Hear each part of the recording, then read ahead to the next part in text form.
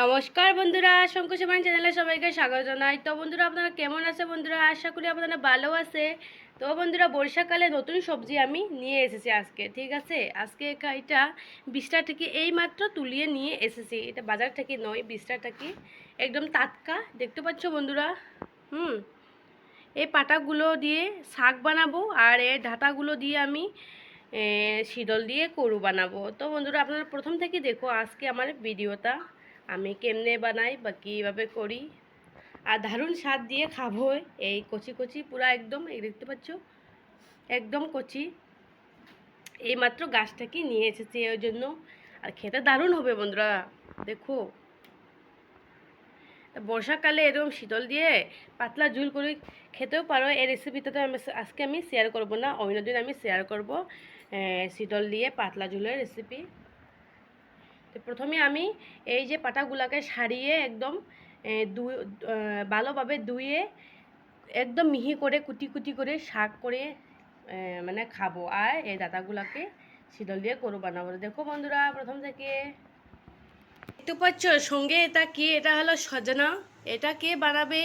ডাল দিয়ে সজনার এটা বানাবে, আমি বানাবো না। এই রেসিপিটা আমার বৌদি বানাবো। তো দেখো আজকে বৌদি কীভাবে ডাল দিয়ে সজনার রেসিপিটা বানায়।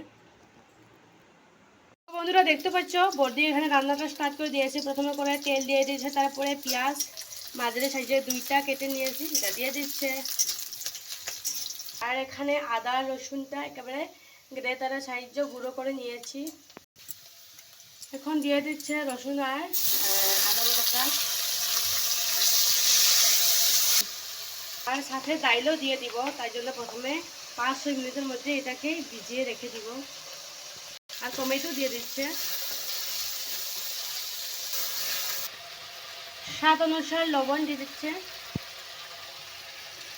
এখন দেওয়া হচ্ছে লঙ্কা গুঁড়া, হলুদ গুঁড়া, এখন দেওয়া হচ্ছে জিরা গুঁড়া 1 চামচ দিয়ে দিচ্ছে, আর হাফ চামচ দিয়ে দিচ্ছে। এখন দেওয়া হবে ধনিয়া গুঁড়া। এখন দেওয়া হচ্ছে আলু আর সজনা। এখন ডাল দিয়ে দিচ্ছে। ডাল দেওয়ার পরে ভালোভাবে কষা হয়ে গেছে, তারপরে দিয়ে দিচ্ছি জল পরিমাণ মতো। তো বন্ধুরা দেখতে পাচ্ছ জলটা পুরো ফুটে গেছে। এখন আর 5-6 মিনিটের মধ্যে রাখিয়ে দিব ডালটা ফুটার জন্য।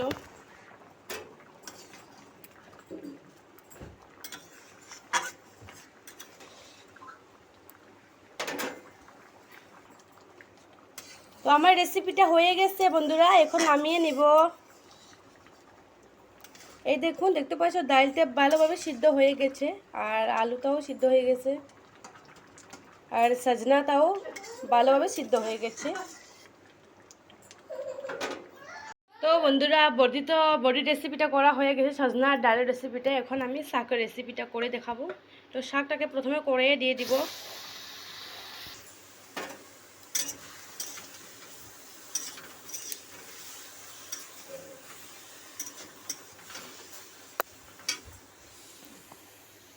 চেরা কাঁচা লঙ্কা দিয়ে দিচ্ছি, আদা কুচি দিয়ে দিচ্ছি, স্বাদ অনুসারে লবণ দিয়ে দিচ্ছি। প্রথমে এই শাকটা এরকম তেল ছাড়া ভেজিয়ে ওর ঝোলটাকে এরকম ভালোভাবে শুকিয়ে তারপরে সম্বাস দিলে খেতে দারুণ হয়। ওর জন্য প্রথমে এরকম আমি করেছি। প্রথম থেকেই সম্বাস দিলে এই টেস্টটা ভালো আসে না। সামান্য হলুদ গুঁড়া দিয়ে দিচ্ছি।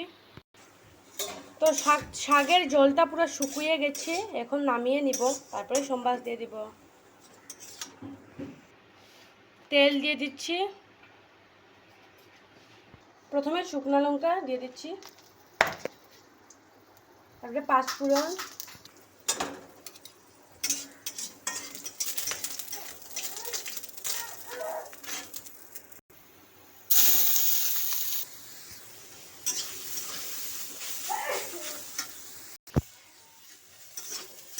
দেখতে পাচ্ছ বন্ধুরা শাকটা কি সুন্দর ভাজা হয়ে গেছে, বেশি সময় লাগে না। এখন নামিয়ে নিব। তো বন্ধুরা দেখতে পাচ্ছ আমার শাকের রেসিপিটা খুব সুন্দর হয়েছে। দারুণ হবে পাতার সঙ্গে। ডেঙ্গা গরু শীতল দিয়ে বানানোর জন্য আমি এখানে নিয়ে নিয়েছি ডেঙ্গাটা এরকম লম্বা লম্বা করে কেটে নিয়েছি, আলুটাই লম্বা করে কেটে নিয়েছি, আর এখানে কয়েকটা কলার ঠোঁট দিয়ে দিচ্ছে, খেতে দারুণ হবে এর জন্য। কড়াই বসিয়ে নিয়েছি, কড়াই দিয়ে দিয়েছি তেল, সরষার তেল দিয়েছি। তেল গরম হয়ে গেছে, এখন দিয়ে দিব সবজি।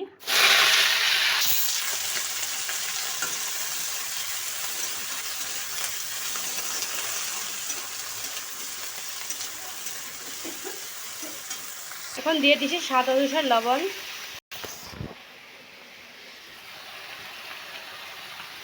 আর চেরা কাঁচা লঙ্কা দিয়ে দিচ্ছি।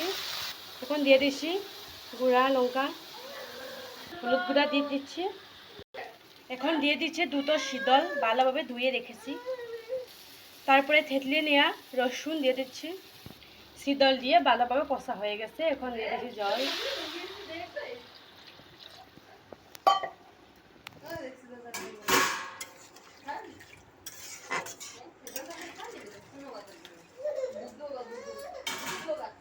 তো বন্ধুরা ঝোলটা ফুটে গেছে দেখতে পাচ্ছ, আর কয়েকটা আলু এরকম ভেঙে দিব, তারপরে নামিয়ে নিব। এই শেষ আজকের রেসিপি, 3 পদ রেসিপি হয়েছে আজকে।